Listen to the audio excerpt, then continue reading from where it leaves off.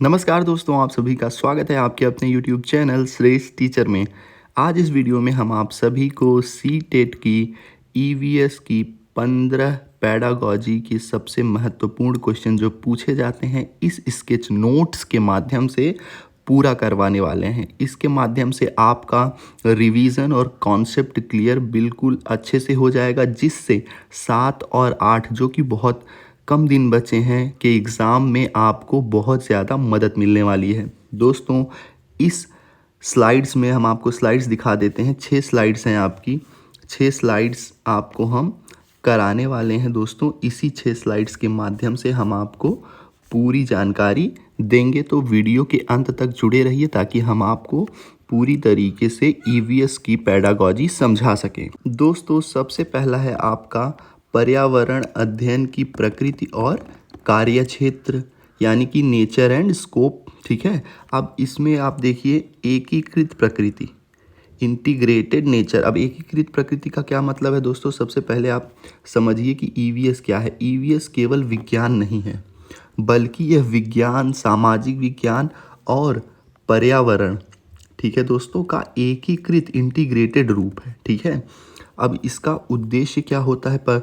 इसका उद्देश्य है दोस्तों कि बच्चों को उसके प्राकृतिक, सामाजिक और सांस्कृतिक वातावरण के बीच संबंधों को समझने में मदद करना है।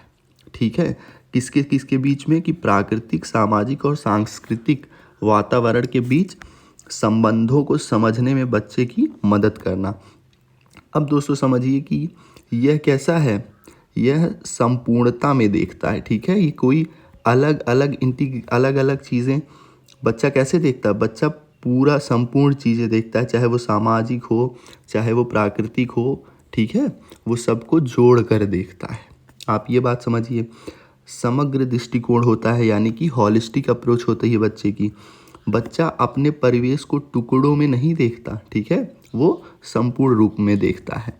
अब इसका कार्य क्षेत्र देख लीजिए, स्कोप, समुदाय और परिवेश। तो बच्चे के पास क्या रहता है? जो समुदाय और परिवेश होता है, चाहे स्कूल हो, चाहे घर हो, बच्चा उन्हीं सब से तो सीखेगा। समुदाय और परिवेश से ही बच्चा अपना सीखता है।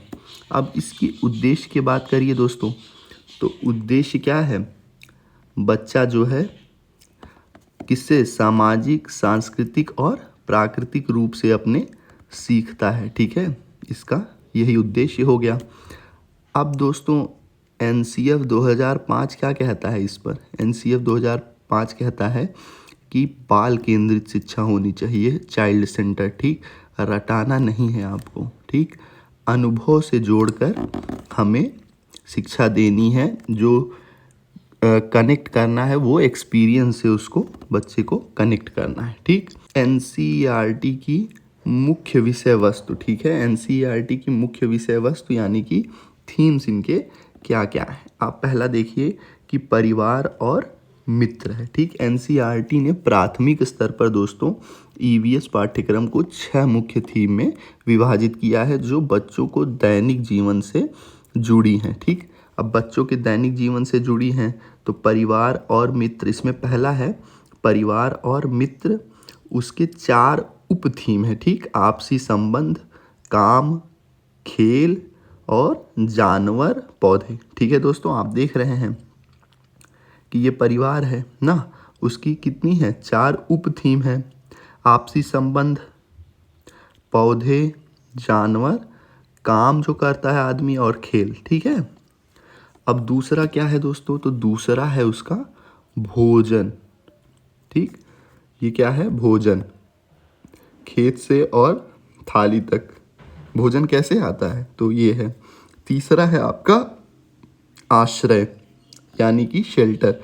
तो घर में रह सकता है या किसी भी शेल्टर में, चाहे आप जैसे देखें। तो तीसरा क्या हो गया? आश्रय। चौथा होता है पानी। ठीक है, जल संरक्षण भी इसमें थीम ही है इसकी, तो पानी हो गया। और पांचवा क्या होता है? पांचवा होती है यात्रा। ठीक है, और छठा और अंतिम है आपका चीज़ें जो हम जानते हैं और करते हैं। ठीक है, जो भी चीज़ें आप जानते हैं और करते हैं वो छठे में आपको जोड़ दिया गया है। तो आप ये याद रखिएगा कि एनसीईआरटी की मुख्य विषय वस्तु कितनी है, 6 हैं। परिवार है, भोजन है, आश्रय है, पानी है, यात्रा है और चीज़ें जो हम जानते हैं और करते हैं। परिवार में हमने 4 बातें आपको बता दी जो इनके मुख्य हैं। थर्ड में है शिक्षण के सिद्धांत यानी कि लर्निंग प्रिंसिपल। अब शिक्षण के सिद्धांत क्या है दोस्तों, आप ये बात बहुत ध्यान से सोचिएगा और समझिएगा। ईवीएस पेडागोजी जो है मुख्य रूप से एनसीएफ 2005 के सिद्धांतों पर आधारित है। ठीक है, बाल केंद्रित शिक्षा यानी कि चाइल्ड सेंटर और रटने की प्रवृत्ति जो होती है दोस्तों, रटने की प्रवृत्ति को क्या करना है, हतोत्साहित करना है यानी डिस्करेज करना है। ठीक, रटाना नहीं है आपको। ठीक है, समझ और प्रयोग पर जोर देना है दोस्तों। ठीक है, रटने पर नहीं, समझने पर जोर देना है। ठीक है, एनसीएफ 2005 के आधार पे ही इसे बनाया गया है। हतोत्साहित करना है रटने की और सीखने को बच्चे के अनुभव से जोड़ना है। ठीक है, किससे जोड़ना है, हमने अभी आपको बताया कि इसको जो है बच्चे के अनुभव से जोड़ना है। ठीक है, बाहरी दुनिया से जुड़ाव, स्कूल के ज्ञान को बच्चे के बाहरी जीवन और परिवेश से भी जोड़ना है। बाल केंद्रित होना चाहिए। ठीक, बच्चे के अनुभव से इसे जोड़ना चाहिए। अब बाहरी दुनिया से जोड़ना चाहिए। ठीक है, स्कूल ज्ञान को जीवन से जोड़ना चाहिए। आप अगर बच्चे को कुछ पढ़ा रहे हैं, स्कूल में ज्ञान दे रहे हैं, तो स्कूली ज्ञान जो हो ना दोस्तों, वो बच्चे की बाहरी जो दुनिया है उससे जोड़ कर दें ताकि वो खुद ब खुद समझ सके, चीज़ें सीख सके। अब लर्निंग बाय डूइंग होना चाहिए, करके सीखना चाहिए। ठीक, करके कैसे सीखेगा, सक्रिय भागीदारी अगर आप उसे देंगे तो बच्चा क्या करेगा, करके सीखेगा।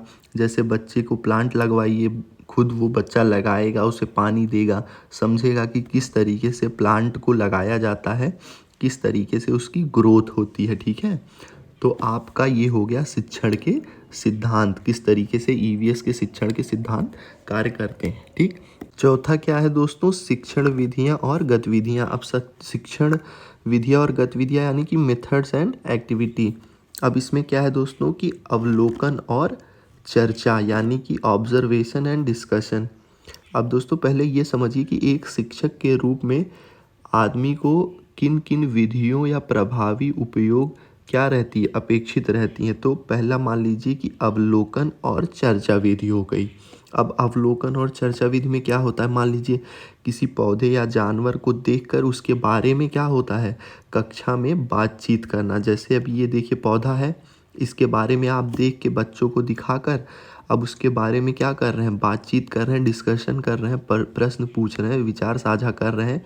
तो बच्चे के दिमाग में एक क्या होगा, अगर उसको मूर्त रूप में देखेगा तो उसके बारे में समझने की कोशिश करेगा। ठीक, अब सेकंड क्या है आपका, क्षेत्र भ्रमण यानी कि फील्ड ट्रिप। अब फील्ड ट्रिप क्या होती है दोस्तों कि मान लीजिए बच्चों को चिड़ियाघर, बगीचे या ऐतिहासिक स्थल पर ले जाना। अब चिड़ियाघर ले गए दोस्तों, तो अलग अलग उसको क्या जानवर देखने को मिलेंगे। तो उनसे उसका क्या होगा, एक जुड़ाव होगा और एक उसकी समझ विकसित होगी। अब तक तो उसने उन चीज़ों को सिर्फ और सिर्फ फोटोज़ में या इस तरीके से ही देखा था। जब अगर वो बच्चा देखेगा तो वो उनके बारे में और समझ सकेगा, ऐतिहासिक जगहों पर जाएगा तो उनका महत्व और उनसे भी उसका जुड़ाव विकसित होगा। ठीक, अब उसके बाद देखिए कि मान लीजिए कि कोई कहानियाँ और कविताएं हैं।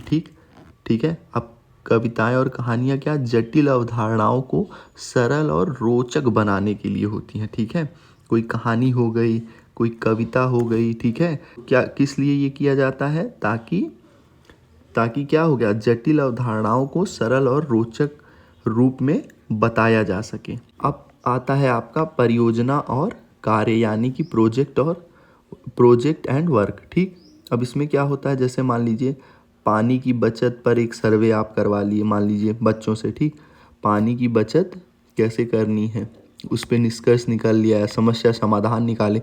तो बच्चों को ना इस तरीके से उनके शिक्षण विधियों और गतिविधियों पर आप अलग अलग मेथड से उनको एक्टिविटीज़ में जोड़ के रख सकते हैं। मान लीजिए मूल्यांकन कैसा है, सतत और व्यापक मूल्यांकन, ठीक है। CCE ये हमेशा आपके क्वेश्चंस में देखने को मिलता है, चाहे EVS हो, चाहे अलग अलग जितने भी आपके सब्जेक्ट की भी चीज़ें होती, चाहे मैथ्स हो, इंग्लिश में भी, इवन हिंदी में भी आपको ये देखने को मिलता है। अब मूल्यांकन, अब इसका सतत और व्यापक मूल्यांकन क्या है, तो EVS में मूल्यांकन केवल परीक्षा तक नहीं सीमित होता, ठीक है। कॉन्टीन्यूअस इवैल्यूएशन होता है, पढ़ाई के दौरान आकलन होता है, नियमित फीडबैक मिलता है उससे, ठीक है।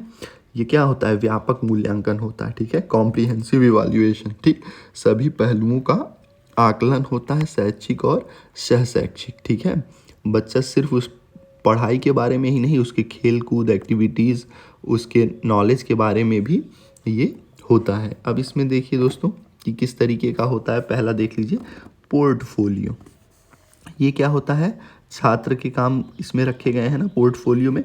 वर्ष भर के कार्यों का संग्रह होता है, प्रगति का प्रमाण होता है, ठीक है। बच्चा किस तरीके से प्रगति कर रहा है उसका भी प्रमाण रखा जाता है। अब संकेत इसका देख लीजिए दोस्तों, संकेतक इंडिकेटर क्या क्या होते हैं इसके, अवलोकन, प्रश्न पूछना, वर्गीकरण, व्याख्या और अभिव्यक्ति के आधार पर ग्रेडिंग, ठीक। अवलोकन किया जाता है, प्रश्न पूछे जाते हैं, अभिव्यक्ति भी देखी जाती है और लास्ट में क्लासिफिकेशन, उसका वर्गीकरण किया जाता है। कौशल के विकास पर जोर दिया जाता है, ठीक है दोस्तों। अब नेक्स्ट है आपका लास्ट में दोस्तों एक उदाहरण हम आपको ये पूरी चीज़ें हम आपको समझा देते हैं। अक्सर इस तरीके के प्रश्न आपको देखने को मिलते हैं। यदि आप बच्चों को पानी के संरक्षण के बारे में पढ़ाना चाहते हैं तो सबसे प्रभावी तरीका क्या होगा। अब समाधान आप इसका समझ लीजिए कि बच्चों से उनके घर में होने वाले पानी के खर्च का सर्वे करवाना और फिर कक्षा में उस पर डिस्कशन करना। यह विधि उन्हें वास्तविक स्थिति से जोड़कर और व्यावहारिक रूप से संरक्षण का महत्व समझेंगे, ठीक है दोस्तों।